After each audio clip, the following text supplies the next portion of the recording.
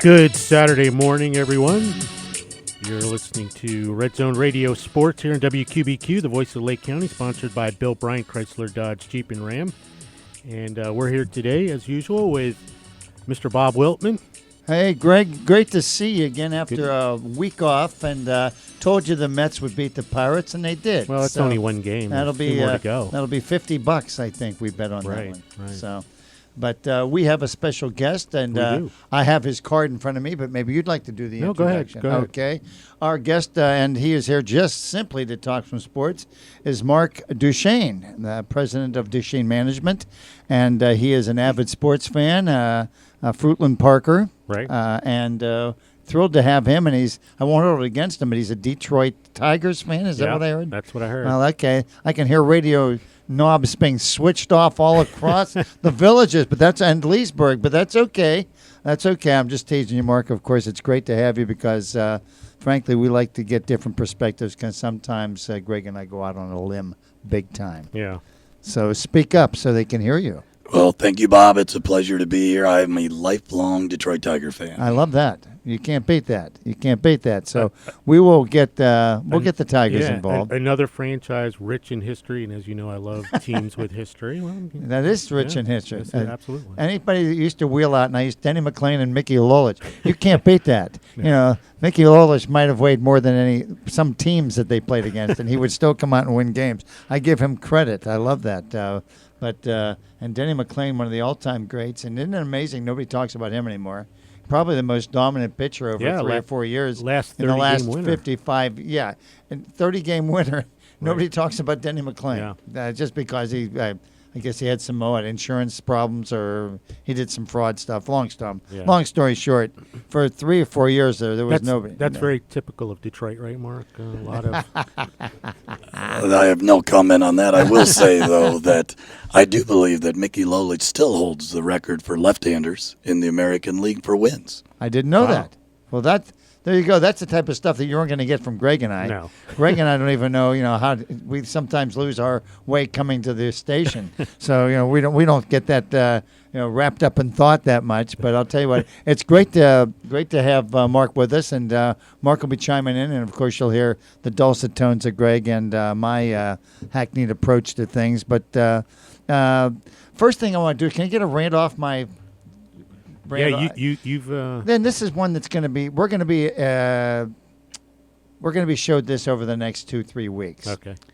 And being sports talk with you guys, this is a lot of fun. I don't pretend to be anything I'm not, but to me, there is nothing stupider in the history of sports talk than to take a player like LeBron James and Michael Jordan and try to compare them. Yeah. I just get I shut the radio off when people start saying, well, who was better?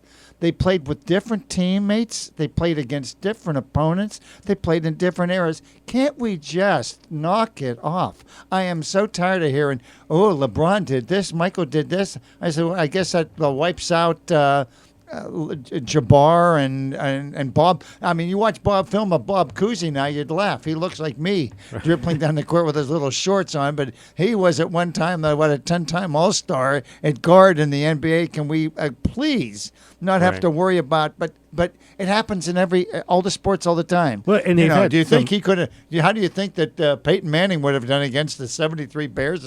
Who cares? It's not. You'll never get to see it. It isn't going to happen. Can't we stop talking about it? What is your guy? What's your take on it? Both of you guys. I'll say this. It's kind of fun to do that. Why? Well, because it is. I think it's fun. Because it's there.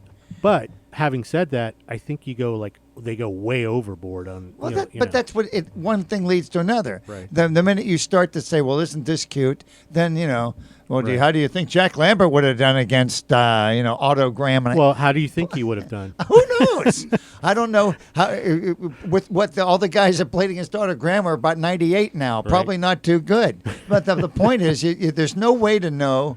And it doesn't even to you. It does. It's scintillating radio. To me, it's not. I'm not. To me, it's no. I'm not. It's easy. I'm not saying it's lazy. I'm not saying it's scintillating radio, but lazy. It's fun to a certain degree. Why?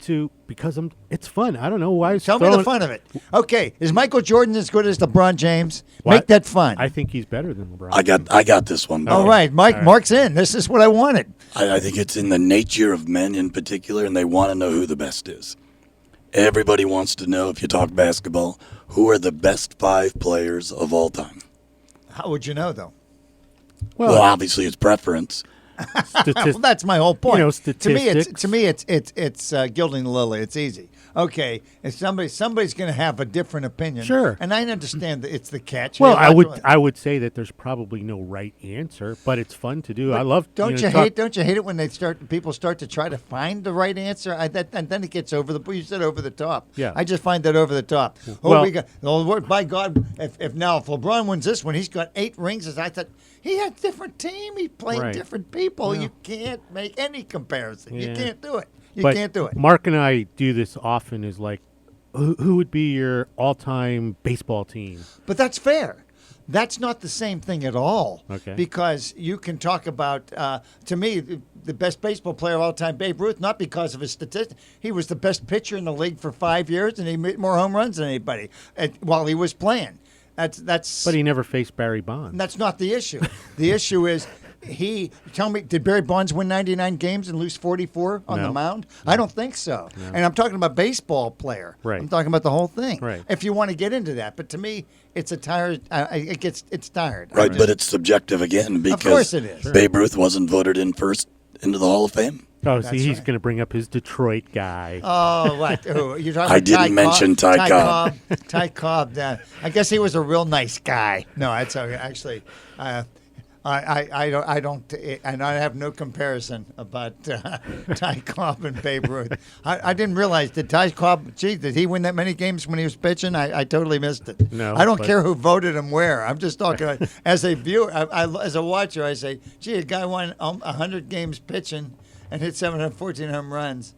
I don't think there's anybody that can come close. Now, obviously, they can on the home run side, but who else pitched and won 100 games? I mean, that to me is amazing. Yeah. Now, maybe they could, but they didn't do it. You know, it's funny, too. He had some World Series pitching records that were... you couldn't hit him. He was an unhittable lefty. He was an unhittable lefty. Yeah.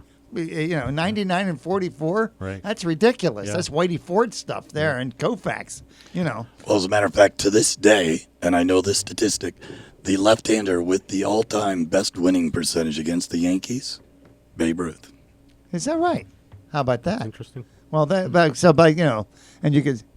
And I think that's an interesting fact, and that's something that I wouldn't say, that proves that Babe Ruth, But the point is, it's going to happen now. Right. With every game that's played, LeBron, and if he wins, he's still 1 ring or 5 rings behind Michael. I said, what about the rest of the players?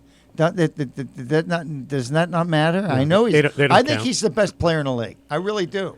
They don't count. Right now, I think it's another microaggression. That's exactly right. So, but I just to me it's tiresome. Please, do we have to, But I get the hook. I remember the one radio show the guy starts off with, "Well, I don't care what we talk about. We're not talking about Madonna."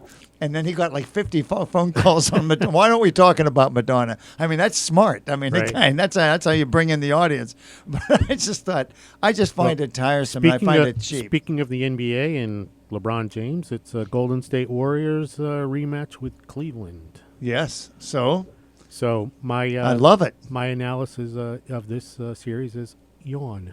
Oh, well. Yawn. Is that Johan? No, yawn.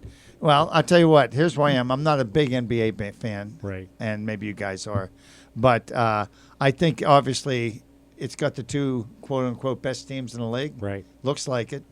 And now, rather than let them play, we got to, since we're going to be doing 5-7 radio shows a week for the next 3 weeks until the finals are done, here we got to talk about LeBron and Michael Jordan. We got to talk about this and this and this. Right. And I just let them play. You got the 2 best teams. Go at it. Right. Go at it. Let's see what happens. Yeah. And let's not forget that the Golden State first team ever to open up 12-0 in the playoffs. Is that right? Yeah. Well, that's pretty impressive. Well, I think the Cleveland lost 1 game. Yeah, they lost 1 game because they didn't care. They were I was the one where they were up by 90, and they let the Celtics win or something. But they beat them by like 30 points, I think, at average. So between the two teams, they've one loss. But do you remember at the beginning? That's why I say yawn. Do you remember the beginning of the season? We had conversations. I don't know if you're with us, Mark, but we talked about. I said, "This is either bad or good for the NBA?" And I still don't know how to. But to me, you've got two teams. I said you're going to have two teams win 70 games. I mean, and they're going to blow people away. Right. And that's basically what's happened. Right. Cleveland didn't even care that they won their division because they figured they're 35 points better than Boston, who was going to win that division, so the conference or whatever. But let me ask you this question: what was the big controversy this season in basketball? Controversy? Yeah, like what Russell Westbrook. You mean they spent so much time talking about this particular subject? All I remember is Russell Westbrook averaging triple doubles, and I have trouble. What I'm about to tell you even eclipsed that. Oh, it's the fact that the Stars were sitting games out. Oh well, that was big. That was endless. It was like every night. Oh, he sat out. I brought my little nephew Timmy to the game, and you didn't play LeBron. Right. I thought, well, I went to many baseball games thinking I was going to watch Roberto Clemente, and he was hurt or he couldn't. So I didn't get to see it. But that's the way we are. Right. So I don't know how you feel about that, Mark. What's your take? I'm going to go down a different road. Okay. I actually think this is good for the NBA. I think it's good for basketball. I go back to the 80s when the Lakers were playing the Celtics so often. I think it breeds a lot of interest. I think people look forward to it. They want their heroes to win. And I think when you look at the Cleveland and you look at Golden State, they want them there, and I think they're putting on a great show. Okay. Well, I like that. I do think they're the two best teams. I totally disagree with you, Mark, on that. But because I think like back in the '80s, there were teams that were very competitive, that like the Lakers and the Celtics really had to play teams to win.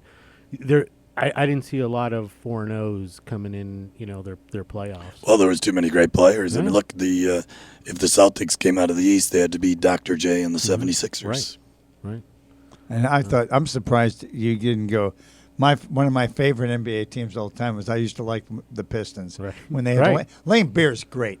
I think Lane Beer is like he didn't care if anybody liked him or not. Right. He would say to the ref, I'm going to go down and I'm going to elbow that guy in the head. and you go, who's it, Rodman? I mean, what a team. Right. Thomas, I just loved that team. I said, bring them on. And they kept winning. I loved it. Greg, this is great. This is the first person outside of Detroit that I've ever heard likes Bill Laimbeer. I love to watch Bill Laimbeer. He'd go in, he'd make a 20-footer, and then he'd come down and boink. He'd elbow somebody, and then go, what? He'd get all mad if he called Bill. Right. To this day, anywhere outside of Michigan, he goes, the police pull him over and give him a speeding ticket, even if he's going under the speed limit. But I used to love the Pistons. And Rodman has taken, obviously, he's gone to where he's not a likable person anymore. Right. But he was you can't beat him as a rebounder and defender. You can't beat him. You couldn't beat him. He was unbelievable. Is he going to be coaching the North Korea basketball team for the Olympics? He and Kim Jong-il will be over there. Just I was just ready to go into Rodman's bio. No, I'm teasing, but thank you for letting me get that rant up. But I've heard it now. Like I said, I listen to sports talk, and I just said no more LeBron, Michael Jordan comparisons. Yeah. I don't want to hear them. I don't want to hear them. All right. So that's it. All right. Good deal. Yeah. You are listening to Red Zone Radio Sports here on WQBQ 1410, the voice of Lake County. We're sponsored by Bill Bryan, Chrysler, Dodge, Jeep, and Ram. They're located at 3401 U.S. Highway 441 in Fruitland Park. Their phone number is 352-787-2223. The opinions are flying here, so if you'd like to be part of the show, you can call in at 352-315-1410. That's 352-315-1410. And we'll be right back after these messages from our sponsors.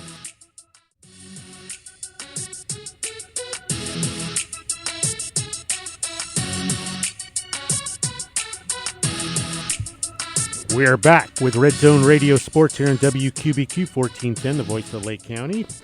And we were just talking about the NBA, and And I have just one more NBA thing that everybody should be. Okay, enlighten. Am I on? Enlighten, Yeah. enlighten Mark and I. All right, the Oklahoma me. City Thunder's Enes Kanter has a warrant out for his arrest by the Turkish government as being a terrorist. That's. So he faces the death penalty if they can execute that warrant. I'll tell you what. Well, Now that's some pressure. Are on we him. rooting for them to catch him or not? I don't know the guy, but Enes. I hope Enes is either on the run or sequestered somewhere where they're going to take him in. Maybe he's dangerous. No, I don't. Maybe he particularly hates small city radio talk shows, sports shows. We'll have to find. Let's make sure that he's not traveling the countryside. Right. So apparently he doesn't like the present president of Turkey. So the president there wants to behead him or something. Who is the who? Well, that's probably why he doesn't like him. Well, that's the problem right there. You got to do your research. You got to be on top of these things. How can we possibly speak Turkish presidents if we don't know who the guy is? All right. Well, I'm sorry, but I'll apologize to the audience. I have his name here. I just can't pronounce it. How's that? Turkoglu.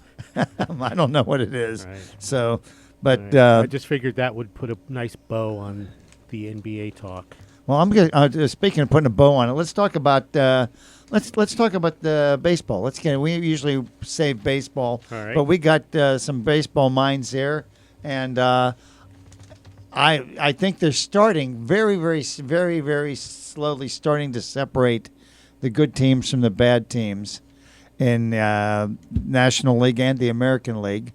And I'll tell you what, I'm glad we're having you here, Mark, because you're a Tigers fan, because I thought the Tigers would make an impact this year. I think they have a great lineup in the middle of their batting order. Cabrera is off to for him, a slow start. For anybody in the Pirates, it would be the best start of their careers, but it's not. It's Cabrera. What's up with the Tigers? Why aren't they pushing more buttons? I thought they were going to be right up there. I think it's just like the preseason predictions. Great bats, and they've traded away all their pitchers. And they just didn't replace them. Well, they put a lot of stock in Verlander, right? Who still obviously can still pitch. I don't think he's Cy Young talent-wise now, or at least ability-wise now. Maybe I'm wrong about that. Oh, I think Verlander's back, but if you lose David Price, if you lose Max Scherzer, if you lose Anibal Sanchez, I think they've just given away too much of the heart of their pitching staff. Who do they got in return?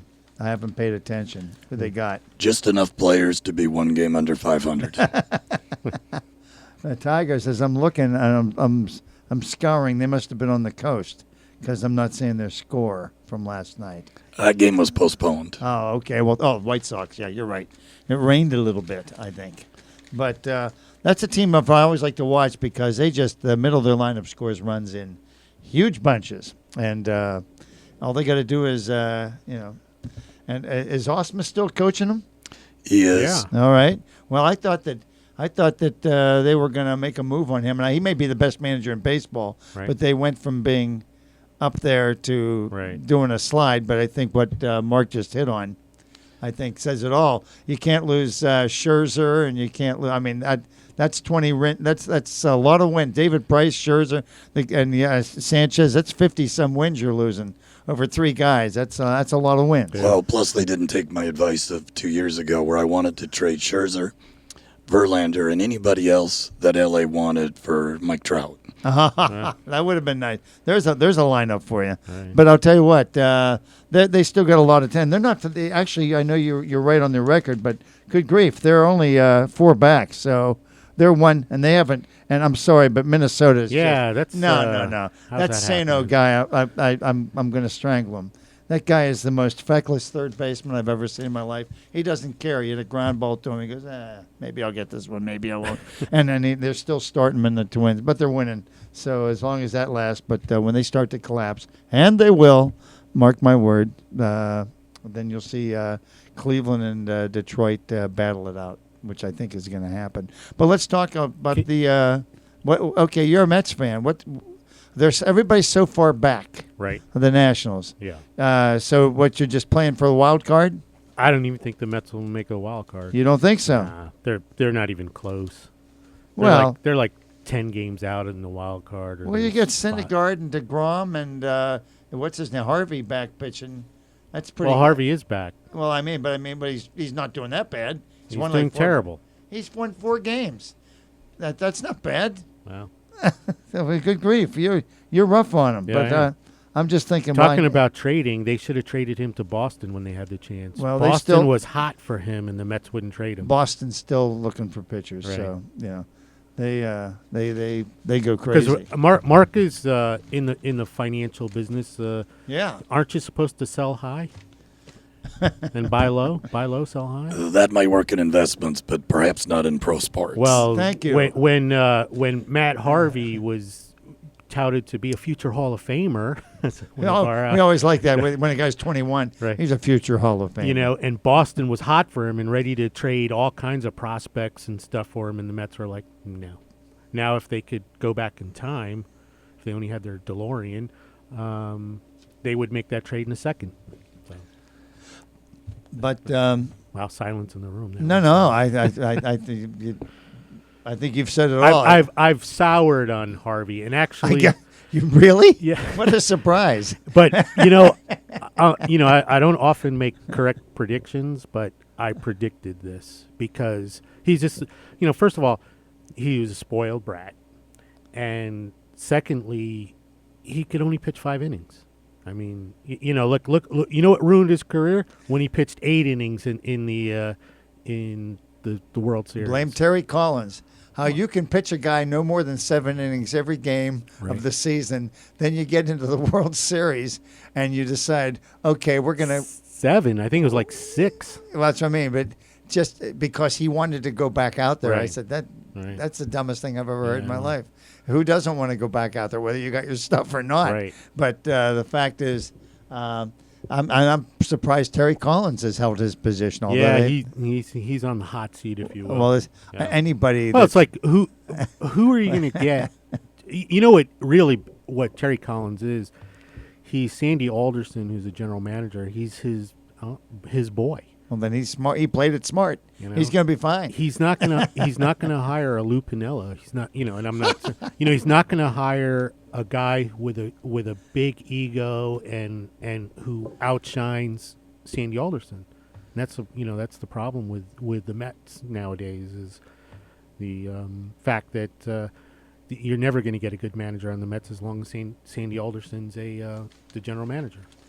But I think this is something I'm going to look real quickly. I always allude to the paper every once in a while, but these guys especially.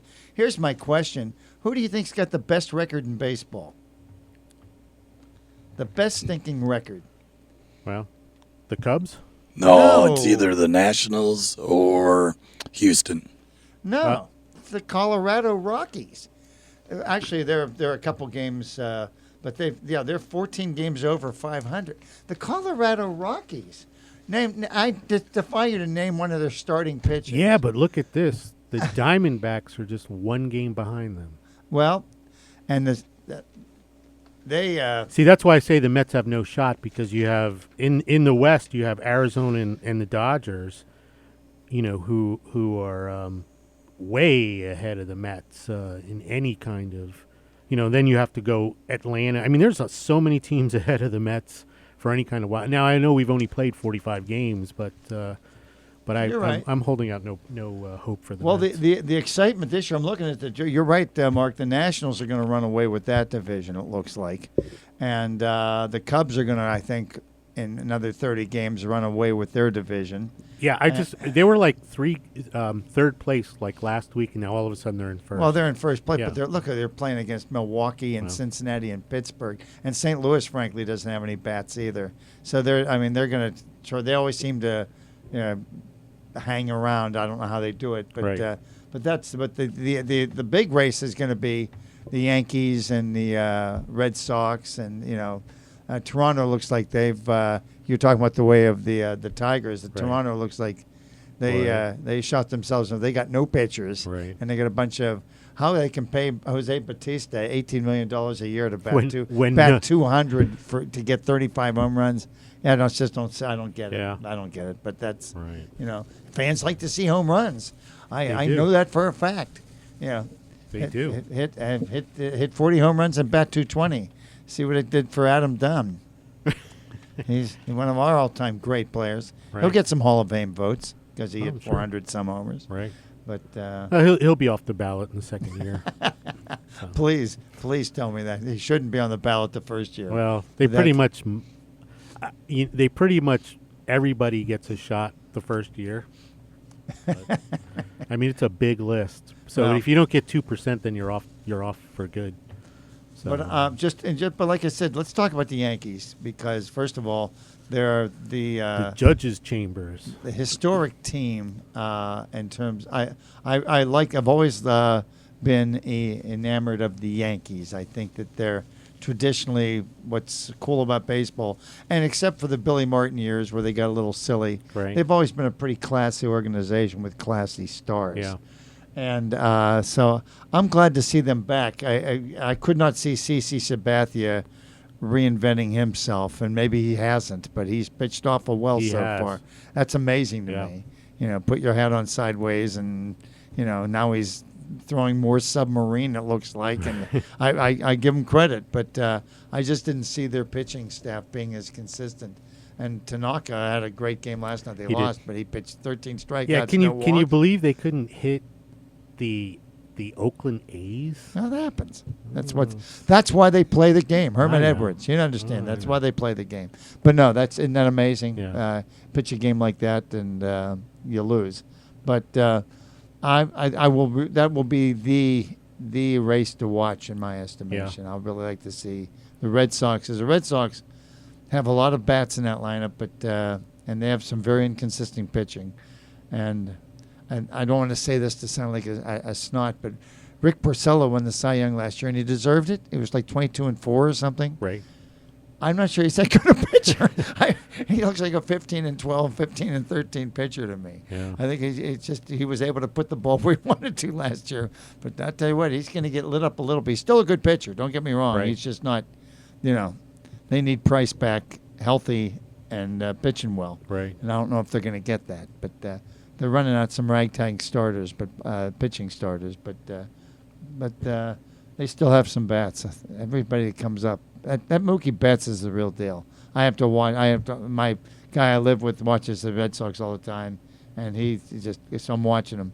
He's a damn good player, Mookie Right. Betts. I got to give him credit. The rest of the guys I can do without. Well, they've climbed to second place now. So That's what I mean. So they're 1 game, 2 games out. two games yeah. out. But like I said, it's still early. But Won 5 in a row.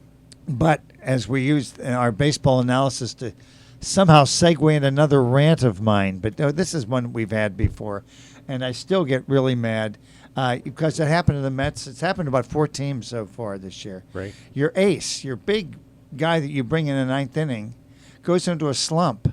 Now, that you don't only just lose a game, you lose every game he comes into. Right. And this is why I am so vehemently opposed to the closer thing where he has to be our closer. Why? Right. Not if he can't get anybody out, he's not going to be closing. Right. And this is happening all throughout some of the teams. They're closing. Who's the guy from the Mets? Familia? Yeah. Now, the Well, guy, he's Watson, injured now, but Watson he was for the terrible. Pirate. They name these guys indiscriminately. Well, you're our closer, and they Right. come in and they blow 4 games in a row, Right. and then he goes, well, we're going to move him. We're going to make him a setup man. I said, what? Do you think he's going to be any better there?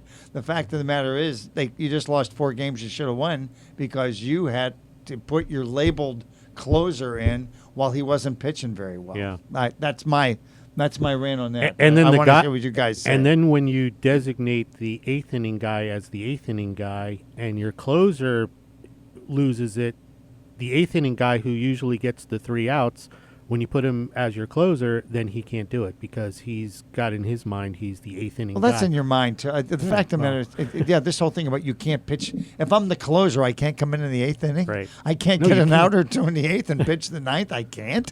So I think they're a rare commodity. I think great closers are few and far between. Yes, I agree I with don't think there's enough of them out there. I think they're paid to go out there and perform. I think they'd put the other guys out there if they could do it. I think that's where the lack of talent is in the league. It's in the closers. well, I think that's being proven. But what I'm saying is the philosophy behind it. If that's in fact the case, why is this? We have to have our named setup man for the setup man, Right. and then we have our named setup man, and this guy can only pitch the 7th. This guy can only pitch the 8th, and God forbid if we bring our 9th inning closer in with 2 guys on base in the 8th inning to try to get an out. I think that's like all of a sudden that's verboten. Nobody can do that. And I think why not? It happened. It's happened over the last 100 years in baseball. Go look up Rich Gossage. Go look up Eckersley, guys that used to pitch 2 1/3 innings at like 5 days a week. And they would usually come in the 7th inning with 1 out and bases loaded. Yes. Yeah. It's like, and you know why they bring him in? Because he was your best pitcher available, Right. and you're in a tough spot that might cost you the game. Right. That's what you do. But this thing, we're going to save him because he's our closer. Mentally, he's only. You got to be kidding me. You just fostered your own problem there. I don't go with it. Yeah. But I agree with you 100%. They are few and far between, but we try to stuff people into it. And the Pirates, like I said, if you get a decent pitcher that's pitching, the Pirates have had 4 different closes in the last 10 years. Each get 45 saves, and they let them go. Right. They don't care. Mellinson, they didn't care if they signed Mellinson again. They figure we'll get somebody else to close. And remember, like a few years ago, Papelbon was the guy. And Broxton is he out of baseball? I think he probably is. Because he didn't want to be the setup man. Right. And they put him in setup, and he was grumbling about it. And he wasn't any good at that either, frankly. But all these big name, Broxton, Popple, Axford, these guys that come in, they have one good year, 46 saves, and then they can't figure out why they don't get anybody out. I think, well, maybe this isn't the way. You catch lightning in a bottle, but no. How many Riveras are there out there? Not too many. No. Not too many Riveras, and I don't see them. So remember, there used to be all these guys with racking up saves. Now nobody cares about them. Yeah. I don't think. But that was my rant because, to me, I've seen good teams and bad teams lose 5 games in a row because they're going to go to their bullpen ace, even though he hasn't gotten a guy out in the last 2 weeks. Right. Instead of putting him in the 4th inning and let him pitch his way out of the problems, let's put him in the game with the game on the line. So is a quality start now 3 innings? Is that? They keep lowering it. I can't keep up. That's America. Pretty soon it's going to be 5 innings max.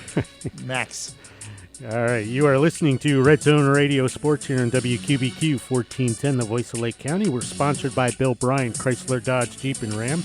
They're located at 3401 U.S. Highway 441 in Fruitland Park. Their phone number is 352-787-2223.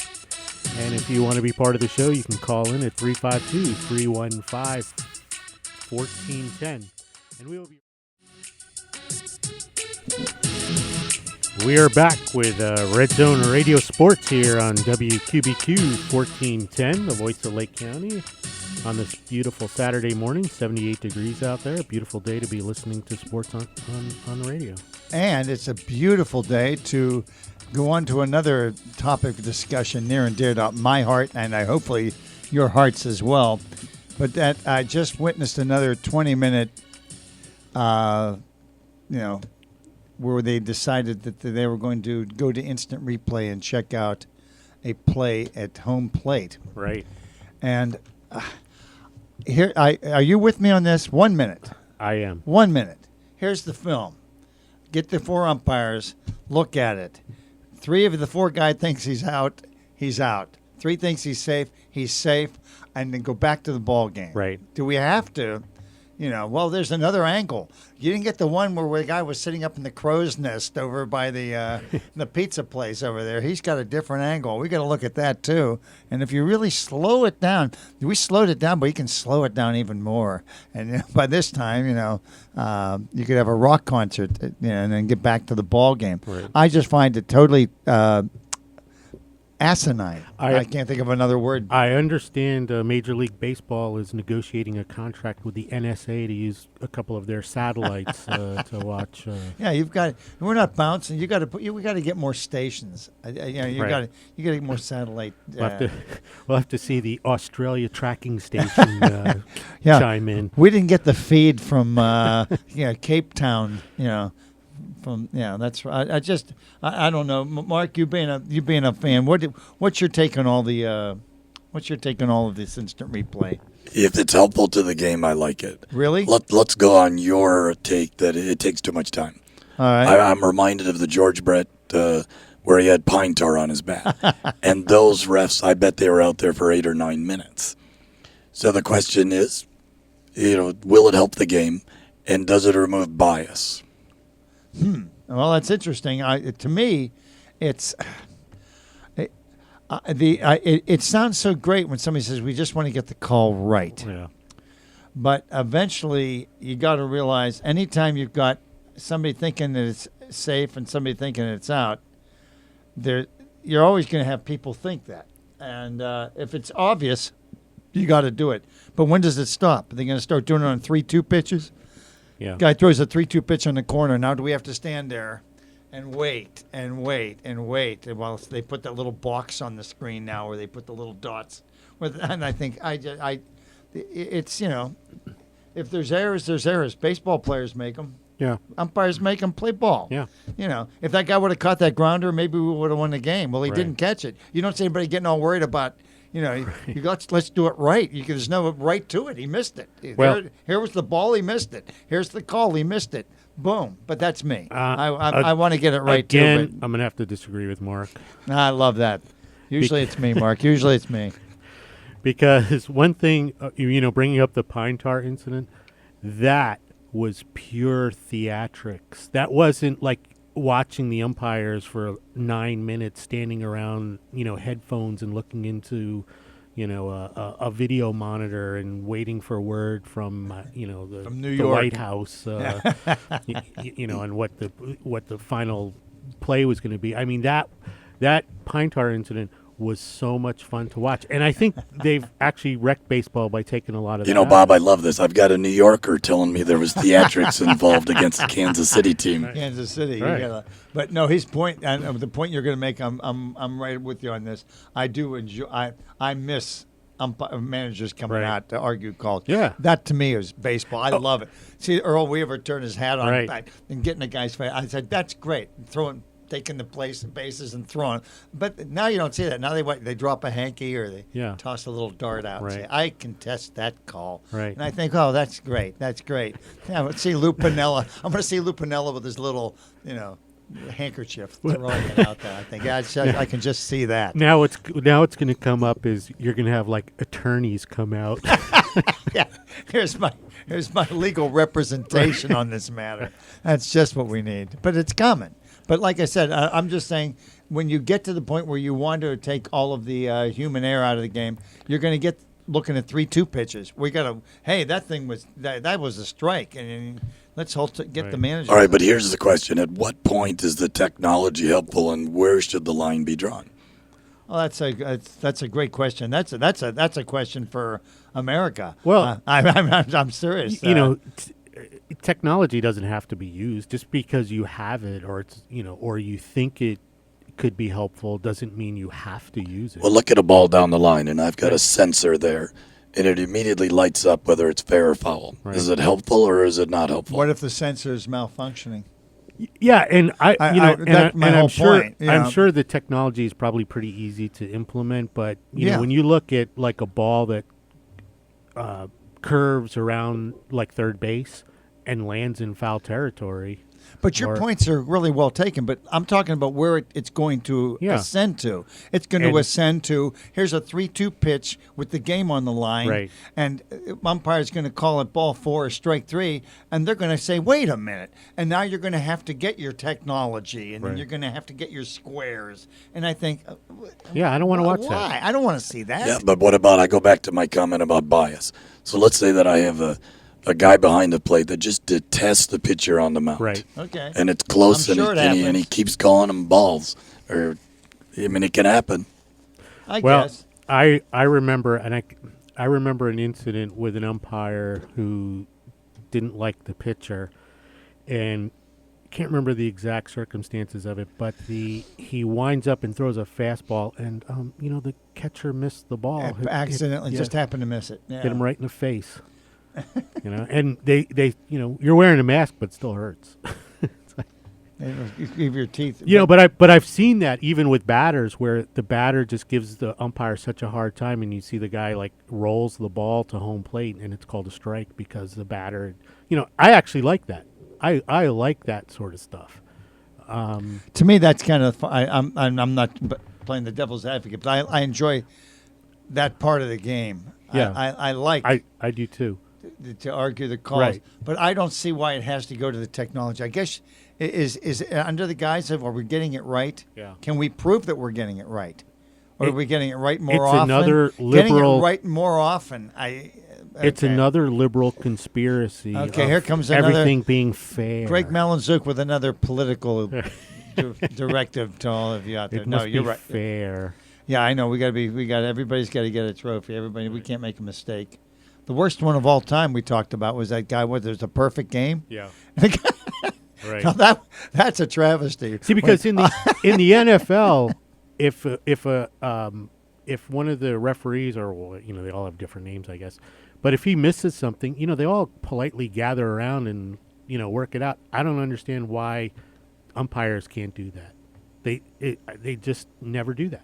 Well- It's like, hey, why do they have a crew chief? Crew chief is maybe the crew chief saw something that the other. Hey, did you see this? No, I didn't see it. So then it stands. Yeah. But if it doesn't, the guy should change his umpire. But they don't want to, egos or whatever.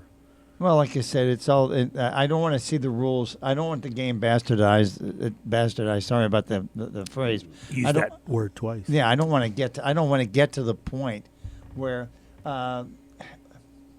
Well, I guess I shouldn't go there. I find it. I find it. We were talking about changing the. Hey, we can't have games go 18 innings. Yeah. Wait, what do you mean? What did 5 a year? Right. So you remember them. Well, If you went to the game, you'll remember. Hey, I was there for Yeah. that rain delayed 8-hour thing. Right. So it came and went, and you still lived. Everybody went to school the next day. Everything was fine. But this. We can't let it happen. We can't. And I think, well, sure we can. Why not? and that just like the Jessica Mendoza. I'm sorry, yeah. I don't like her, but whining about like they're in the 12th inning and they're whining. Why that, are we? she's Why are we won. still playing They this should game? have ties in baseball. This game should be over. Why in the world are we continuing to play this? Kids are trying to stay up when they should be in bed. Right. Yeah. You got to be kidding me. But we always have to change it because Right. I guess it makes people feel like they're moving things forward. But that progressive type of theory, to me, there's nothing, And I'll go into my non-sports related. I still think the technology. I'm sorry, there's a technology out there, computer-wise, that tells me anybody who's dishonest can hack into anybody's Right. money and take it all. There's something wrong with the technology. Yeah, You can't celebrate that technology. I'm sorry. Could I you know. imagine that? Like, you figure that that technology, like in a baseball game, could be hackable, and your sports betting guy, Oh people. yeah, that- I mean, it just opens a can of worms up. Right. It doesn't have to open up. Right. No, the answer is just like, can we all get along? No. Can we get all the calls right? No. Let's play. That's how I look at it, but that's me. So, All right. moving right along. Well, since we're talking about baseball and Yeah. stuff, I wanted to bring up Willie Stargell. Oh yeah, you were mentioning Chicken on the Hill with Will. Yeah.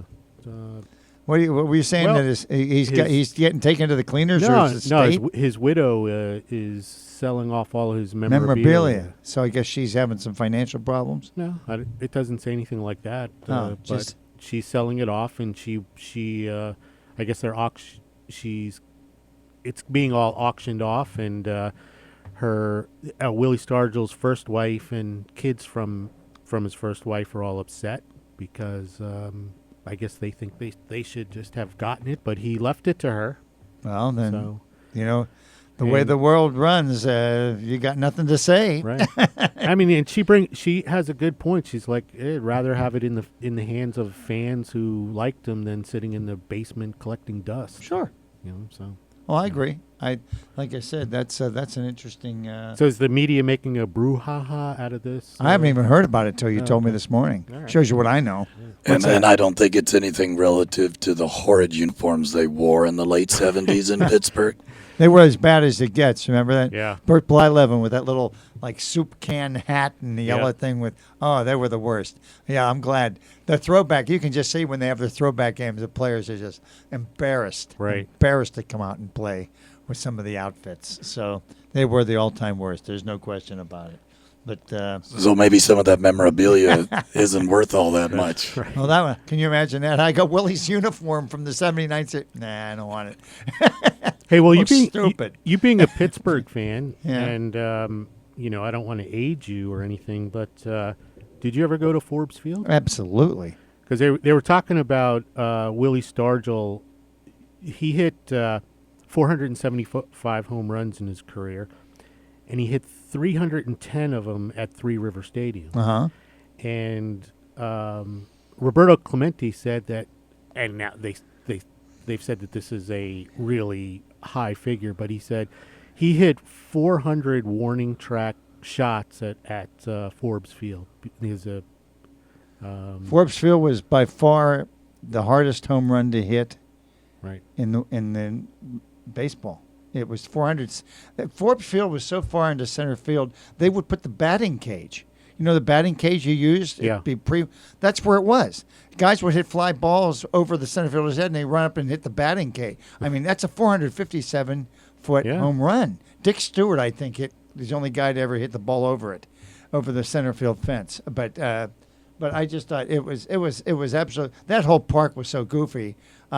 We could hit home runs to the right field. Right. They have that little. It was like like a mini Fenway Park. They put a little screen up. It's like 300-foot home run down the right field line. You Right. pop up a foul, and pitchers hated that. I'm sure. So I'm sure Willie got helped by that quite a bit. Although that I guess he only played at Forbes for a couple of years, maybe 5. Yeah, but he hit. He hit most of his home runs at Three Rivers. Yeah. In fact, so he started playing at Three River Stadium when he was 30. Yeah. And he won 2 home run titles, I believe, and both of them had occurred at Three River Stadium. So Yeah. there's probably a case that he was robbed of a lot of home runs in his career. But by you playing could say that about anybody. You could say, yeah. I mean, he wasn't robbed. He didn't hit him. Right. Pure and simple. I mean, but Greipy's in the Hall of Fame. What more do we have to gripe about? I'll tell you what. I really feel bad for Willie Stargell for his first wife, but she should have held on to stuff. But if she wasn't entitled to it, Yeah. that's too bad. We got a lot more to talk about. No more Willie Stargell talk, though, No. I'm sure. Well, we could if you want, but we don't have to. I don't think we want. All right. There's other things to talk about. We got something. Okay. Go, baby, go. All right, that's the first hour in the books. You're listening to Red Zone Radio Sports here in WQBQ 1410, the voice of Lake County. We're sponsored by Bill Bryan, Chrysler, Dodge, Jeep, and Ram. They're located at 3401 U.S. Highway 441 in Fruitland Park. Their phone number is 352-787-2223, and we will be right back after these messages.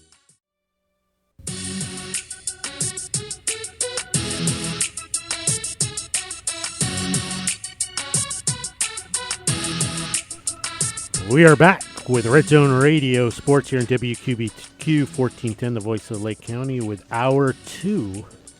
That first hour just flew right by. Hour 2. Hour 2 means it's time I get to talk about betting on tennis. And actually, no, it's just the over-under. We always do the over-under to start the second hour, and the over-under in Nuremberg. And Mark, I don't know if you're aware of this, but Barbara Krejcikova is in the finals against Kiki Burton. So that's the over-under in that tournament is +1 for Krejcikova. And in the Strasbourg International, Darla Gavrilova is going to be playing Sam Stosur. So overall for the weekend, +2 on the over-under. Hey, Bob, the only thing I know about tennis is that when I play, the net's too high and the court's too short. I agree with you. I couldn't agree with you more. And the test, nobody ever checks the net height. Every court I've ever played on, the net's way too high. And I can prove it because it never goes over. Did we get a call? Yeah, they didn't. They were afraid to come on the air. All right. Well, that happens too. Oh, and while I'm doing tennis real quick, and this is something with the French Open coming on. Well, go ahead. they didn't want to. They didn't want to come on the air. They said I'm great, and I'm carrying the both of you guys. Okay. All right. So it's good to keep deranged people off the air. You never know what they're going to say. But Getting back to the tennis, just the French Open, it's something I find interesting, and it's been 30 years, but the two winners from last year, it's been 30 years since this happened, neither of them are playing. Serena Williams is pregnant. Roger Federer is saving his game for the grass court season. Nice. So they are without last year's champions, the women's and the men's. And that's been 30 years since they've done that. Right. So that's something interesting, I guess. The French court's always fun to watch. Watch Nadal twist his arm into a pretzel and hit these spins and stuff. It's actually kind of fun to watch. But, I love when there's a perfect example. You talk about instant replay. There, that leaves a mark. So, and they called some poor fat guy always has to hobble over. Timeout. Have this guy go over, and he bends over and he looks at it a little bit and either says it's good or bad. And then the player goes over and just swipes it with his foot. If he makes the bad call, we'll never know what that ball was. The guy always wipes it out. So that's why I like the clay court season. Always a lot of fun. I'm reminded of theatrics in New York again, and that ball was clearly on the line. Chalk flew up. I like that one. Chalk flew up. Yeah. But that gets us out of the tennis season. But so it's coming in real quickly. Can I do one thing about golf? Yes, sir. All right, because we've got the tournament going on at let me see, where is it? This is the one at Fort Worth, Texas. Okay, this is the old Byron Nelson. But this is how tough golf has got to be. Last week they played in the big tournament, and Jason Kokrak came in third. Right. This weekend, he was dead last of all the golfers at 15 over. Can you imagine what must happen to a golfer to make him play so well? And then you take 2 days off, or you have a drink and you go out and you can't. 15 over par. That's horrible. Right. And I mean, so obviously he picked up a flaw in his swing. Yes. So maybe we can get some technology on him. Well, so much is dependent upon what the golf course and whether it suits their game. Well, that's no question. You're right about that. Let's put it this way. This one didn't suit his game too well, but it's just interesting. I like the tournaments when it's anybody's match, and they've got 10 guys within 2 strokes of each other.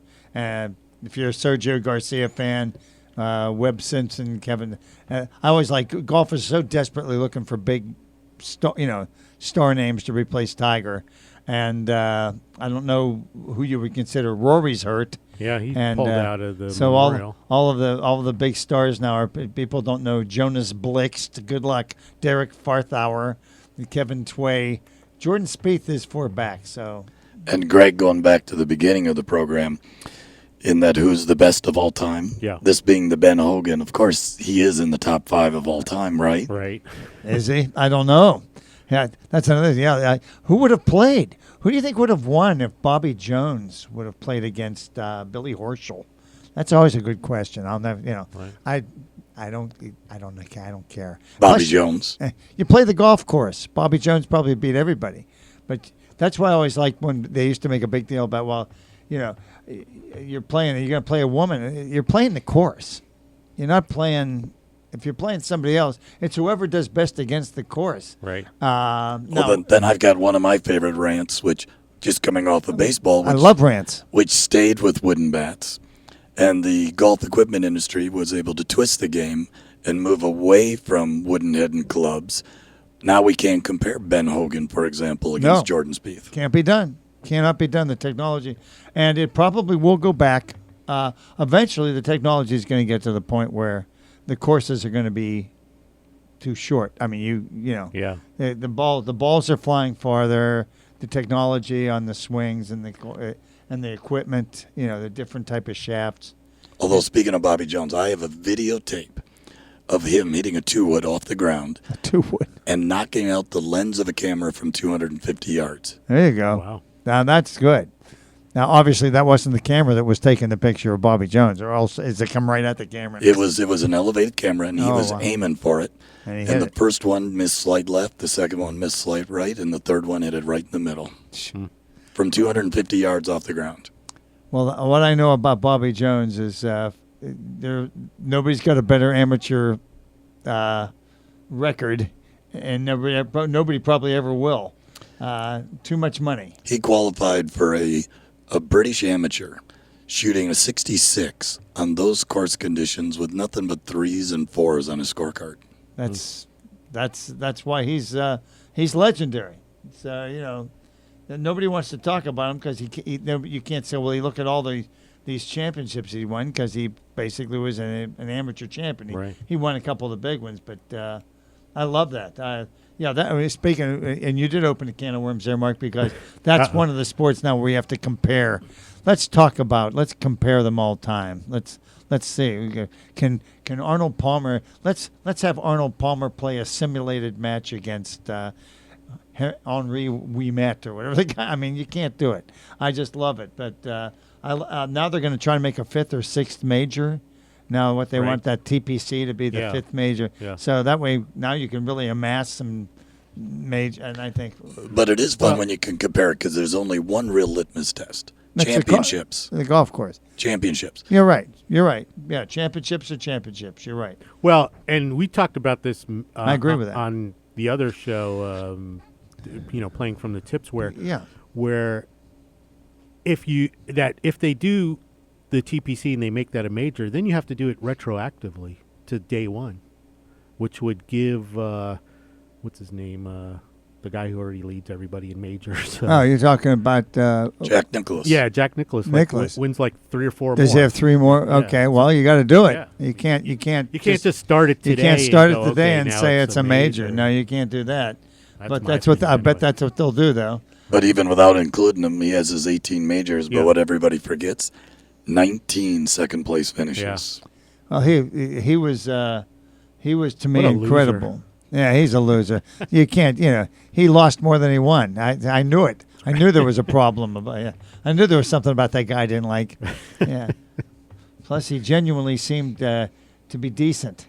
So, but you got to love that. But I was just looking, and I saw. All right. I was looking at the scores, and with Jason Kokrak 15 over, and he came in 3rd last week. I said he picked up a glitch in his swing, I would say, or the course didn't lay out for him, which that does happen. You're right, all the time, Mark. Some guys can play. I know Palmer, when he played, he was a right to left player, right. And if he's playing courses with dog legs left, he's going to be fine. He's playing courses with dog legs right, he's going to have a little trouble. I was talking to a guy that played on the tour with Palmer. I said, well, what was he like? What was his ball flight like? He said it was easy. It went about 12 feet off the ground, and it was moving hard and angry left. Low screaming hook. That's all he hit. Nicklaus, to his credit, hits a high fade, but can hook the ball if he wants to. Trevino, I don't think, could hook the ball, and Palmer couldn't fade the ball. So, that obviously enough major titles there that it didn't really matter if they could. I was watching Nicklaus one time, Bob. This was in Dearborn, Michigan. It was the U.S. Senior Open. I was about 6 feet away from him. He's on the practice range, hitting 4 irons off the ground. His swing was just incredibly perfect, and every ball landed within about 4 inches of each other. That's what to me is the most amazing thing about it, is how you practice and you practice and you practice. How boring that's got to be for you to practice 57 irons, and the only time you'll stop is after you've hit like 50 that landed within about 5 feet of each other. So the distance. That's where they are. That's incredible to me, but that's how good. That's how good. Like I said, I played college golf, and there were 8 levels above me. And I played one guy one time. I said, I've never played better. Why aren't you on the tour? He said, there's seven levels above me, man. He said, I'm not even close. and this being the weekend of the Ben Hogan, he used to take his caddy, put him out at different distances, and one-hop balls into a bucket. Yeah, there you go. Those guys could do it. That is incredible. But can you imagine the discipline? It's like being a billiard player. Yeah. They just stand there, and that got to be boring. And I got to go out and hit 100 balls now and bounce them into a cup. And if I miss one, I got to start over. I think, geez, now that's pressure. Yeah. That's pressure. But no, that is amazing to me.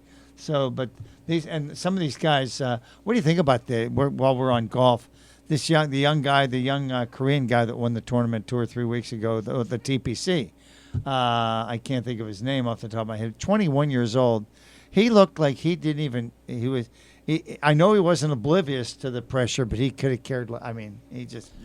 It reminded me a smidge, but just with no dramatics, of a Sevi Ballesteros who came over super young and started winning, and he was unfazed. Yeah, in fact, he didn't look at all like it was a.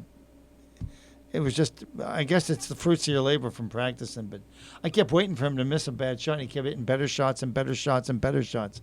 And I really enjoyed the fact that Ian Poulter hit, after he went through that brouhaha with losing his card and everything else. I don't know, you can be a Poulter fan or not, but I was glad to see him at least make a statement that maybe he can still play. But no, that the Korean guy, can't remember his name, was amazing. And while we're talking about Koreans. Let's take a look at how we're doing in the ladies tournament, and I'm going to look for my girl. All right. But Sun Yoon Park and Minji Lee and Senshan Fang and Haru Nakamura and Weilung Wu and there's Araya Jatunagarn. That's the one I was looking for. She's 5 back. I thought she was going to make a move, but I'll tell you what. The amazing, and some of these Korean girls and the Asian girls, unbelievable. Yeah. They come in there like robots. Yeah. Bang, bang. They're never, ever in trouble. Yeah, and I have a theory on that, if I could share it. I'd love to hear it. I remember when Michael Jordan was leaving basketball, and he was going to get more serious about golf, and they asked Lee Trevino, well, what do you think? Can he really become a good golfer? And Lee said no. I'm like, well, why can you say that so fast? He said, he's too far away from his work. And these young Korean Asian gals, they're at that height where there's not a lot of mechanics that go wrong in that swing. No, there is none. NB Park, none of that. I mean, they're amazing. Right. They're all, they can all chip, they can all putt, and they all hit the ball straight. So here it's a putting contest, but that's amazing. That's funny, but because I got to play a little bit. I played once with Mario Lemieux, the hockey player. And he was thinking about giving the pro thing a try. And he sure didn't ask me, but, I watched him play. He didn't, he hit the ball beautifully, but it's not hitting the ball. It's what do you do when you get into trouble? Yeah, you got to be able to score every single great player. You go back and look at their resume. They broke 70 from the men's tee when they were about 12 or 13. No question. And they can still do it. But what's amazing is they just – there's nothing to trouble them. These guys don't care if they hit the ball in a sand trap. They don't care. Yeah. They get out of it. Yeah. And they put it on, and they make the 6-foot putt, and they go on to the next hole. Where if I get out, I get the trap, I explode to 25 feet away and sweat out 2 putting from there. So there's a big difference. But, no, I just wanted to touch base on the golf, and I just find it fascinating, and I still find Longer fascinating because Bernard Longer he just won another senior golf, and I guess he's leading this one. He's leading the senior PGA. He's like 59, and he's just amazing. Right. Those guys are robots, and I say check them out. Drug testing, I think. More drug testing in golf, I think, is something we need. But I think we need video replay. But I think we need instant replay. We do. We have to take a look and see if he's the ball moved before he hit it. Right. Yeah. You're listening to Red Zone Radio Sports here on WQBQ 1410, the voice of Lake County. We're sponsored by Bill Bryan Chrysler Dodge Jeep Ram and Gem Car. Since we're talking about golf, they have golf course ready and street ready golf cart thingies. They're located at 3401 U.S. Highway 441 in Fruitland Park. Their phone number is 352-787-2223. And we'll be right back after these messages.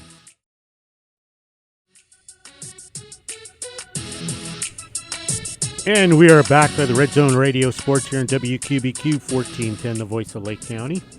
And we're finishing up with some golf talk. We finished up the golf talk, unless you have more you'd like to talk about. What was the Rio Olympics, was that the first time that golf was a Olympic sport? For a long time. It used to be, I think back in the 30s it was. Okay. Remember, then they brought it back. Okay. It's just another chance for professional golfers to get on TV. I mean, as you know, I'm so sour on the Olympics because it ain't, Well, I ain't have- amateur sports anymore. I and have some Olympic news for you. I'm sour on it. Did you not hear me? Yeah. Well, this fits right into being sour. All right. The Rio de Janeiro Olympics, which was the one just held, Yeah.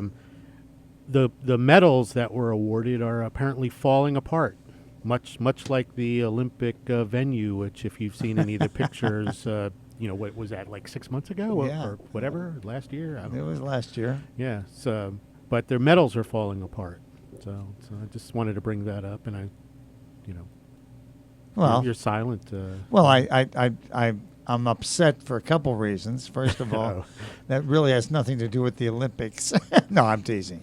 I think that I think we can safely assume that Rio didn't break the bank. No, that organization is just so corrupt. Juan Samaranch, or whatever his name is. Is he Jose. still there? I don't know if he's still there. I think he went to jail and came back, and they said you can run the Olympics again. But I don't know. I don't know that. But I wanted to talk about briefly, if you guys don't mind, just talking Ryan about Tannehill. who? Ryan Tannehill. Yeah. Why? What's he doing now? I'm just trying to guess what you're going to talk about. That was a good guess. That's a pretty good guess. But no, I was going to talk a little bit about the hockey, only in the sense Okay. that you've got the Penguins who won it last year, Right. They're trying to repeat, and Nashville, who's never ever been there. Right. So, so that'll be an interesting PK Subban. PK Subban. Very Yeah. good, nice, and worked a trade that worked out. I always like when that trade worked out well for both teams. No, worked out better for PK Yes, sure Subban. did. He's making a lot more money That's right. from the Stanley Cup than the guy he got traded for. And he's in the Stanley Cup Finals. He's in the Stanley Cup, and he's doing commercials for crying out loud. Right. So PK Subban is getting away with it, but He's kind of got an interesting little backstory. He's from Canada. Yeah, sure. So well, there's an eye opener. Wait a minute, a hockey player from Canada? Woo! well, I was going to say that he's an African American, but Yes, he's he is. not. He's an African Canadian. Yeah, so he's an But African. but his dad built him an ice skating rink in the backyard, and like when he was like 5 years old, or then he played like ever since. I thought that was pretty cool. Good ball player. He's a good ball player. He's a good hockey player. But the thing that I want to give hockey its due, and see what you think about it. I still think they were the ones that started this, and I think just recently baseball has picked up on this. I can't wait for football to do it. Okay. You know it's coming. And I don't Yikes. expect you know what I'm referring to, but I'm referring to the fact that there's Mark DuShane. He's the coach of he's the coach of Nashville Predators. Right in the middle of the first period, okay, I'm here with Mark DuShane. They start interviewing the coach Yeah. while the game's going on. Right. Hey, what's going on? Why are you getting beat? I think that's pretty neat. And they all say, well, it's not what we worked on, and we tried to do this. And okay, and thanks a lot. But and now they're doing that. I know now they're Yeah. putting like headsets on the ball players, and and we're sitting here in the dugout with Joe Madden or something. And Joe, what do you think? Oh, he's ready. He's getting his pitches up a little bit. They never used to. You got to admit. And wouldn't you love to see that in football? Just go down after somebody somebody goes ahead with 4 minutes to go in a football game. Now you're down 3. Go stick a microphone in Mike Tomlin's face or Bill Belichick's face. Hey, coach, what are you going to do about this? I mean, I just want. Well, we're going to have to play better defense. I just love it. And I don't know. To me, that was always like a sacrilege. You didn't talk to the players. Right. And you didn't interrupt their heads were in the games and the coaches. Now everybody's like, popping gum and drinking beer. Oh yeah, well, hopefully we'll come back. We're losing now, but I think we're going to come back. I found that fascinating. Do you guys, anybody think that's? I always thought that was a taboo thing, but I guess now it's very, very accepted. I think they always had a lot of mics in and around like the dugouts in baseball. I remember, for example, in '84. When the Tigers beat the Padres in the World Series, and Goose Gossage was on the mound for the Padres, and Gibson was up, and Sparky kept yelling at him, they're not gonna walk you, hit him. They're not gonna walk you, hit him, and Gibby just took it right out of the park. Well, That you know what the Goose? No, was that was Eckersley, right? Or was it Gossett? Well, that was 84 when, Okay. when So Gibby, Gibson. When did Gibson do it? that was 88 when 88, he that's took right. it off That's right. Eckersley. Well, I knew he had more than his share of dramatic winning home runs.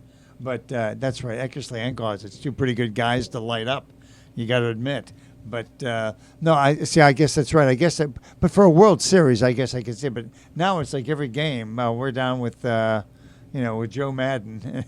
Right. Joe's sitting there going, I don't understand how we're losing this game. But I just thought, and now they always cut to the players. And don't you hate? And I'm sorry. Here we go. This is rant time. This choreographed stuff that the outfielders do. After they win a game, have you seen that now? Where all the outfielders meet at the second base bag and they dust each other's off and pretend like they're taking pictures. And we're going to get into the discussion because I want to get into it with you guys NFL about the fun. Yeah. Where's the fun? That to me isn't fun. It's silly. I mean, what players going? Oh, look. It's making a mockery of the game. Well, I don't know if it's making a mockery of the game, but it's making a mockery of the game. But everybody's going to show it, and everybody's going to film it, and everybody's going to do this. But I guess you can't do it if you lose. That's what I guess. See, but they do it anyway. Do they? I didn't know. Oh no, but I love the guy. They're down 45-3, and he breaks for a touchdown, and then he does this dance in the end zone, and all. And to me, that's like, just really, really. But that's where we are. Hold your head in shame. Yeah, you got to. Hey, this is my chance to do my number that I practiced in my bedroom. Right. I said, boy, if I ever score a touchdown, losing by 42 points, I was going to do this really hot dance. Right. And in fact, let's go to that because that was one of the things I'd written down for. I just really, I'm fed up with the goofiness that you could call celebrating. Yeah. I don't mind, like, if a guy is so happy. What kills me is these choreographed routines. Oh, Joe scored a touchdown, so all 7 of us have to meet in the end zone and lay on the ground, and he's going to jump over us. Snow angels. I just. All right, I can't disagree too much, but let's give a bit to Deion Sanders because when he did it, it was really good. But they were all, who was the first? Remember the first? Yeah. Billy White Shoes Johnson. One little knuckle, he used to do this little thing, and that was it. Right. Then everybody started doing it. But now it's going to get to the point. Who was the jerk with the Sharpies? I mean, please, he actually put one in the thing at the goal post, so he scored. He went over and took a Sharpie out, and he was like, dear mom, I scored a touchdown. Right. What the hell? But okay, if you like Deion, Deion was too good a player to worry about that. And he wasn't a very good defensive player. He was a phenomenal offensive player. I mean, I said it the wrong way. He wasn't a very good tackler. Could guard every receiver in the league, just couldn't tackle. But you wouldn't throw to him. Ooh, I think he just took Deion down on not being a good tackler. He was he's a wimp. Deion Sanders didn't want any part of contact, but he sure could guard. He could guard defenders. He would shut down half a field. He couldn't tackle, though. Okay, now we're getting into something. The point is he's in the Hall of Fame, so you win the argument, I lose. That's what I think of Deion. Deion, I thought, was an exceptionally coverage man. Hey, speaking of making a mockery of the game, and I'm going to talk about your favorite guy, Colin Kaepernick. Oh no, aren't we done with Colin Kaepernick? No. Aren't we done with ESPN? You'd like to be, but he's getting. It's just unfair. Right. He's out there and nobody wants to have him on his team. The fact he's asking for $8 million to be a backup who throws lousy passes, we can't do that. Well, apparently the Seattle Seahawks have invited him to, I don't know, perform his routine in the end zone dance or whatever. But having said that, there was an article that said the reason that they asked him to come there was not because he's any good but because they want to please the media in Seattle. Well, that's a very, very liberal bent on it, right. and that's okay too. And I thought, that's probably right on the money. But I really do get tired of hearing again. It's like hearing sports shows talking about how he's not being treated fairly. Right. Football's like they're money grubbers. Right. If you can help the team, you'll make the team. Yeah. But but like I said, if you are equal to Joe Smith over there, right. and he didn't stand up and take half the Kneel down. kneel and take half the veterans, get them all upset. I mean, Right. You are what you Dixie chicks. You get what you get. Yeah. Hey, you made your stance. Right. Now don't complain to us because a third of the population didn't like it. Right. You know. So I just leave it at that. You know what? If he's good enough to make the team, he'll make the team. Yeah. He'll play. If he's not, he won't. Right. But I don't want to hear how he's being blackballed. He's not being blackballed. He's being. No, you want to play for $1 million? I'll bet he has a lot of. Well, interest. I think He says, "Give me $1 million a year." I don't- I'll bet he gets signed. I don't like that that term blackballed, but I think there are teams out there who don't want the distraction. Well, sure, I you agree. know, and would never never sign him. No, I because agree of with the it. distraction. I agree with it, but I guess the phrase is he's being blackballed or there's collusion or something where nobody wants to. He will get a job. He will get a job. Right. Johnny Manziel got more chances. Johnny Manziel, I mean, these guys are desperate for quarterback. Yeah. I mean, but they don't want to pay $8 million to a backup. Right. So, Well, Greg, I think it's you that said that sports is the ultimate form of capitalism. It is. it is. There's no question about that. It's a meritocracy. You Yeah. got to perform. You don't perform, you're out. But he's not being blackballed. Right. He's got to earn his way on a team. And he'll get a chance. He'll get Yeah. a chance. But, Michael Vick, for God's sake, the Steelers. Michael Vick came back, and nobody wanted him, but the Steelers are so desperate, and their coach knew him once and thought he was a nice guy, so he got him. And it won't matter anyways because the Patriots going to go 16-0 and then sweep through the playoffs. Yeah. You know what? And I'm a dynasty guy, so I have no problem with that. Most people aren't dynasty guys. To me, winning a championship is hard. Defending it and doing it 2 more times, that's really hard. Yeah. Because you talk about you can get complacent, you can compromise your work ethic, and plus, I don't dislike him. I think a lot of people basically don't like Belichick because he's kind of a monosyllabic guy in the interviews and stuff. But hey.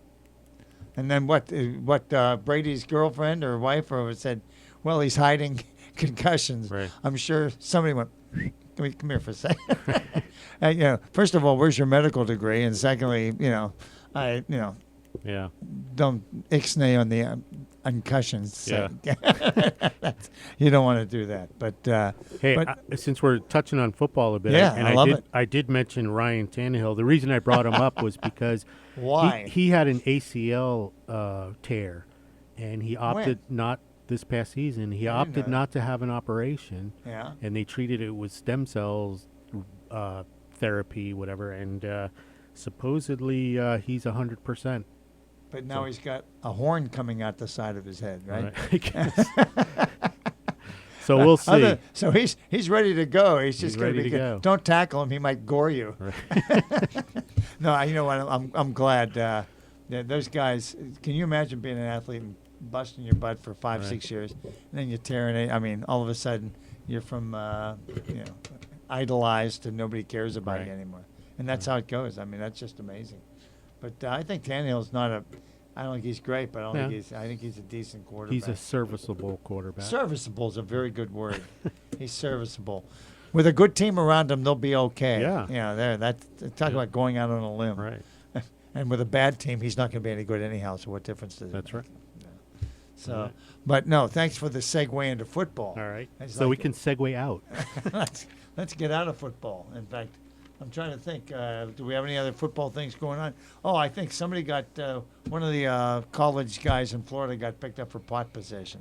I saw that was in the paper. Let me see if I can. That's find it. news? Oh no, I'm sorry, I lied. Oh, I really apologize. A Nebraska wide receiver Uh-oh. arrested of suspicion of felony possession of marijuana in Florida.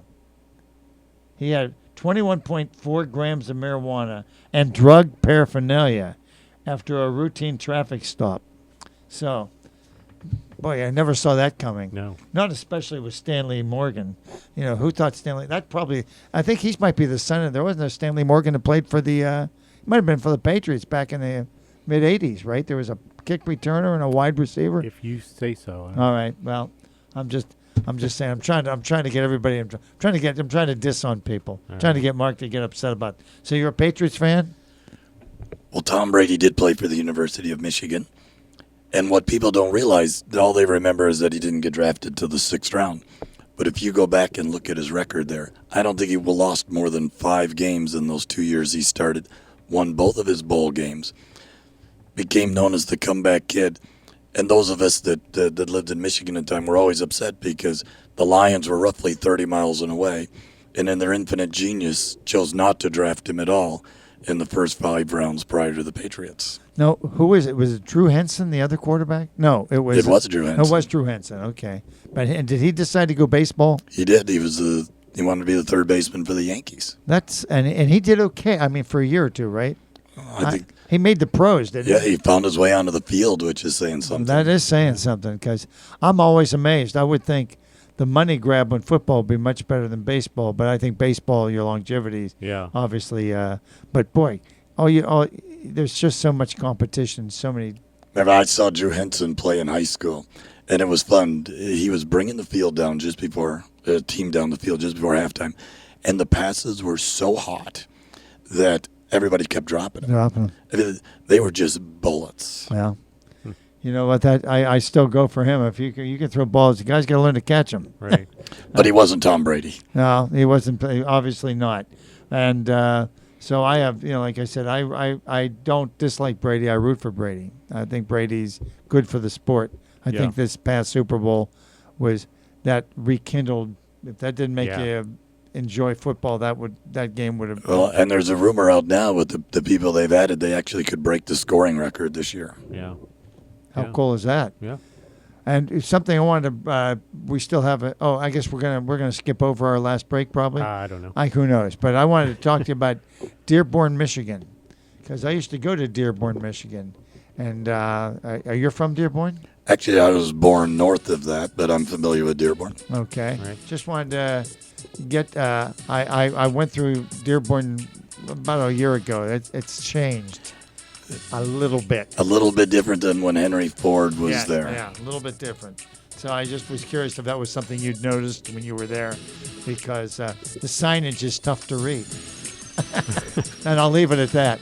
So that's my Dearborn take. But no offense, Mark, but I blame you for it. Get us out of here before he can respond. Okay. Thank you. You're listening to Red Zone Radio Sports here on WQBQ 1410, the voice of Lake County. We're sponsored by Bill Bryan Chrysler, Dodge, Jeep, and Ram. They're located at 3401 U.S. Highway 441 in Fruitland Park. You can go there and get your oil changed or your car serviced. It's a great place, great group of people. Their phone number is 352-787-2223, and we'll be right back after these messages.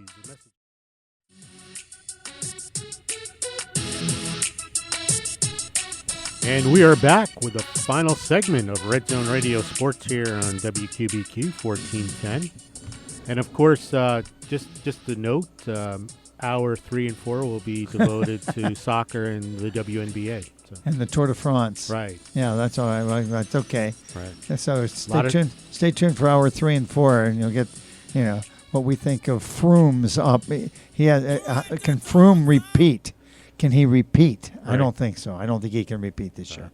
He's probably smoking something anyhow. Right. Yeah, that's what I think of the Tour de France. No, that's not nice. Wow, wait till your friend in Pittsburgh. I know. I hope when we get this, and I'm going to send this to her. I just want her. She needs to call in, talk some I'm Tour de France. I'm going to tell her. Yeah, but she can talk the Tour de France. Right. You don't want to do that. You just have to have her do it in English, don't do it in French. So no, but actually, just last segment. So we usually do some rants, but you stuttered there. You know you're in trouble. No, I'm not. I'm not in trouble. I've gotten you in trouble for. No, I did it myself. I'm thinking, boy, what can I say to get out of this Tour de France? That's enough Tour de France. Thank with it. So another woman tells me to go pound salt. What a surprise. Okay, I can live with that. But okay, so we've covered the gamut on sports. All right. What I want to do is just get back to baseball for a second and talk about. First of all, usually by this time, used to be, remember the carousel where they'd be firing managers? Yeah. That doesn't happen anymore. At least it doesn't seem to. Right. So all these teams I have an answer for that. All these teams are 22 and 28. Is everybody? Well, all they need is one, game get hot once and they're gone. But it seemed to me if you start off to a bad start, Alvin Dark would replace you. Something. It was the same guys. Bill Rigney. All these guys would come in and, Sparky Anderson. Hey, Sparky will come in and take over the team to the end of the year. But I'm just not seeing that, and I'm always thinking you're talking about Terry Collins. Yeah. Because that was, but tickled my mind on that is that Terry, I think, would be on the hot seat in New York. Sure. And this team's underachieving. Now, I know they're hurt. Yeah. But I used to be, there was, by this time, baseball managers, there was a carousel. They'd be going spinning around, and I don't see it anymore. Why do you think that is? Is it that just long-term contracts? Nope, it's the Sandy Alderson effect. And actually, I think Billy Beane really started this out in Oakland. Was he hires these general managers now hire managers that are just part of the team that they build. So they're the guys that are in control. And so they just leave the manager in there, and because they're controlling every aspect of the team, they're sending down who starts, who doesn't start, it's the rare manager now that really makes up the lineup card. It's the general managers that do it. And not only that, but in fact, I want you to chime in on this, Mark, because you're a Detroit guy and Greg's basically a Yankees fan. But is it because the fact with this DH, there's really not that much to the managing? I mean, in my humble opinion, okay, stay in and we'll take you out, but you don't have to worry about losing a place in the lineup or going through, your bench. And I think maybe that's.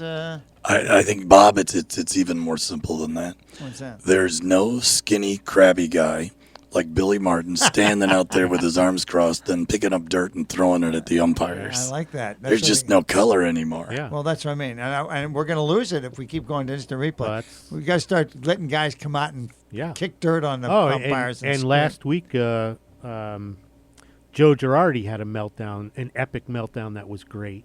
It was about balls and strikes, but don't you get thrown out if you? Oh yeah, he did get thrown out, and then he got his money's worth, as he said, good. the next day. So All right. I mean, it was I missed that. Well, to me, that was always fun. That's why you got old skinny guys. Right. First of all, are they going to be able to make it out of the dugout? You see Lasorda, and you go, and he's like jogging out. And I said, he's not going to make it. He's not going to make it.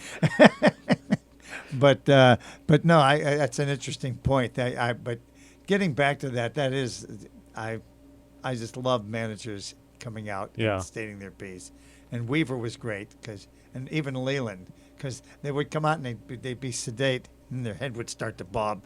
Right. And they'd get all upset. And Leland, he'd have to go light up another cigarette before he could tear into the umpire. He's over in the corner smoking cigarettes. Oh, crap, I got to run out there. And he run out, he's wheezing. But that's it just amazed me because it used to be a carousel and now it's not. And I didn't even think about it. And in all seriousness, do you think it's because they don't put that much stock in what? And I think it's the general managers because they control the teams in a much greater degree than they ever did in the history of baseball. That's my take on it. All right. Well, I like it. So okay. So you answered that one, but that's one of the things. One of the things, and another thing, I want to talk about, and this is silly, but didn't they used to bring pitchers out in carts or golf carts? They used to, yeah. And why did they stop that? I mean, originally you had to walk. Right. And I mean, if you want to speed the game up, doesn't that save you like 5 minutes instead of watching some guy do this trudge from center field to just bring them out in a cart? It doesn't give you an opportunity to play their special song. Oh yeah, that's right. They all have a special song now. Let's say whether it's Wild Thing or yeah. Speaking of that, I talked about that movie last week. And Major League. Yeah. Yeah. And you know that Charlie Sheen apparently has gotten all of the original people in that movie to come back and make another one.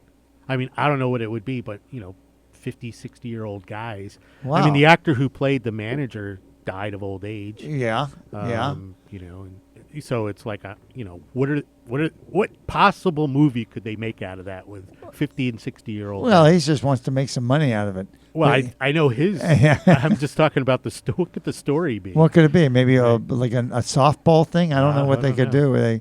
But yeah, you got Willie Mays Hayes, and you got Behringer, and well, Behringer can barely walk. I think they'd be wheeling him out. Corbin Burnson's got to be 70. Oh wow. Well, that's interesting. I didn't know that he was doing that.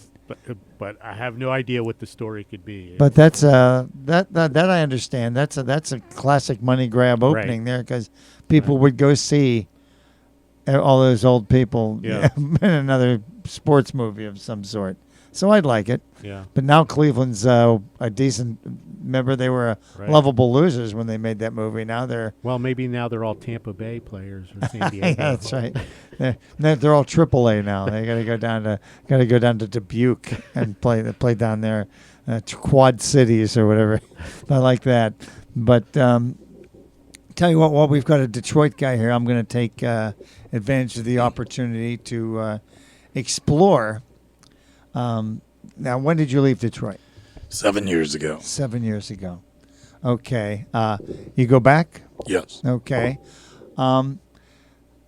What is the climate? Are they financially, like I said, if I watch the media representation, it's like Detroit's hurting right now. Well, that's a great question. The way Michigan, being so auto-dependent, always was, they would lead into a recession and lag out.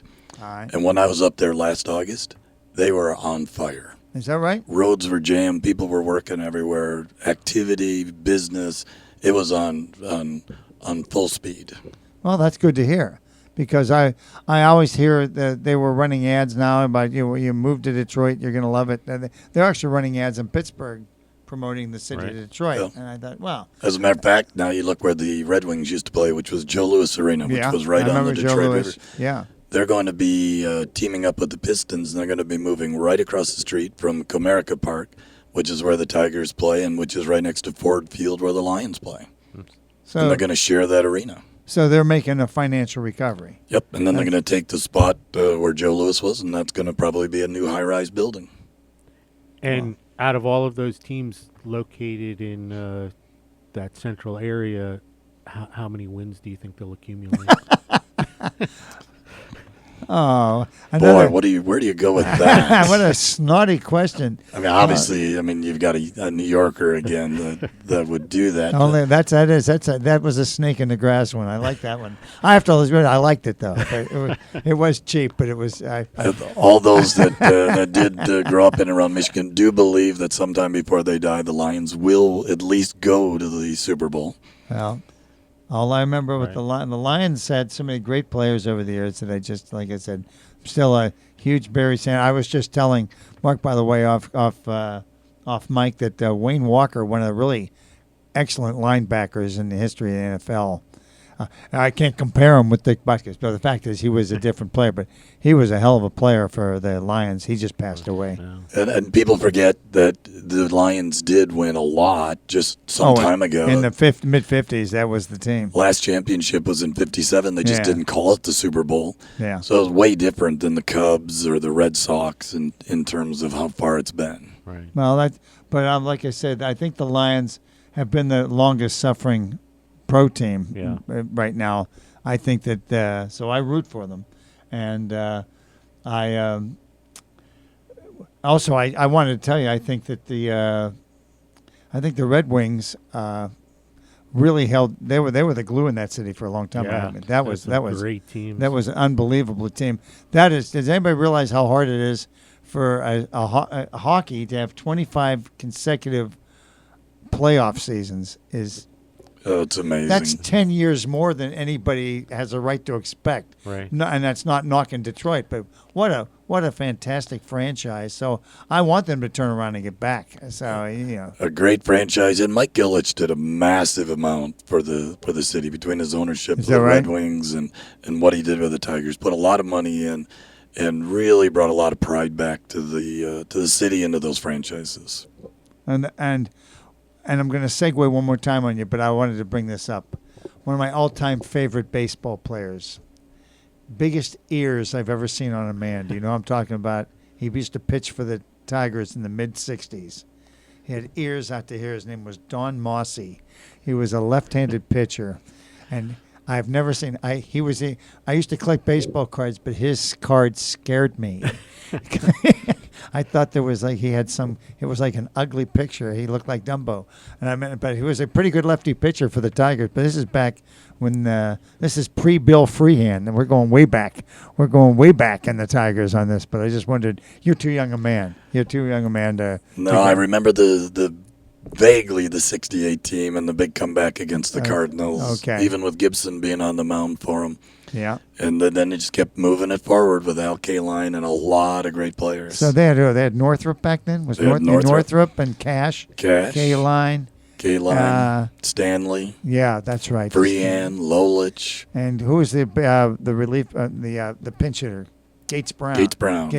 Willie Horton. Gates Brown and Willie Horton. I totally forgot about Willie Horton. And K-Line. They had some guys that could stick. That's why they were good. And it was great. After Lolich retired, he moved to my wife's hometown, which is Lake Orion, Michigan, Really? and then opened the donut store. That is so good on so many levels. You talk about a dream come true, not only for Mickey Lolich, but for other people. First of all, you get to hobnob with a famous player. But the guy's going to be sitting there all day eating donuts. He's going to be there. You know he's going to be there. But look up your Tigers. Mickey Lolich was one of the really amazing guys because he was a big boy, but he could pitch, and he not just throw it by you, but one of the famous favorite franchises of mine was always the Tigers in the '60s, and it's amazing that you brought up. But anybody out there that doesn't know who Denny McLain is, check him out because you want to see a pitcher that was dominant, that had ridiculous statistics over a 3-4 year period. There hasn't been anybody like him. Last 30-game winner. Yeah. That's right. Last 30-game winner, and I think he won 26 or 27 the year before after that. And how about the Detroit-Pittsburgh connection where in '87 we traded to get Doyle Alexander and in the process gave up Greg Maddux. Greg Maddux. Oh, my God. So the Tigers got him, and they ended up winning the division, but we lost Maddux. Doyle Alexander. A lot of people don't remember him. I remember him, but I didn't until you mentioned him. But that's what's great about that. We want to thank you very much, Mark. As I see, our time's starting to run down. You added a lot to our discussions. We really appreciate it. You're a good sport. Greg, I knew he'd take some cheap shots at you, but that's like your orientation, or it's like joining a fraternity. That's when you know you're part of the team now. When everybody says insensitive comments about the teams that you love. Am I right? Yeah. Am I right? Well, one of my heroes is Don Rickles, Mr. Insensitivity. But in all seriousness, we hope you'll consider doing this again. And Greg and I have just a ton of fun doing this.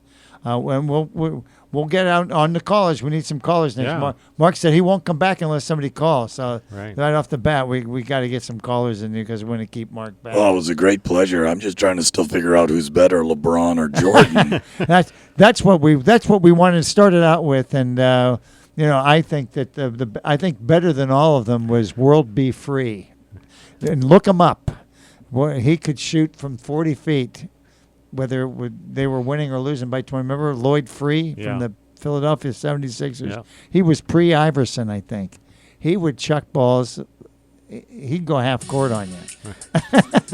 So that's the excitement of that. But, hey, Greg, thanks so much for handling the duties in the booth as always. You did a super job.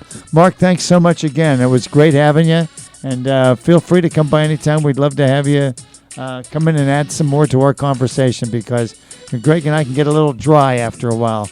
We start looking for people to talk to, and we know we're the only ones here. Well, I'm going to disagree with you on that. I think we're compelling radio. We are compelling. Well, thank you, Mark, and thank you, everyone, for listening. You're listening to Red Zone Radio Sports here in WQBQ 1410, the voice of Lake County, sponsored by Bill Bryan Chrysler Dodge Jeep and Ram. We will be back next Saturday, same time, 10 a.m. to noon. Hope you can call in and stand by for Ralph and River Jordan and friends. We will see you next week.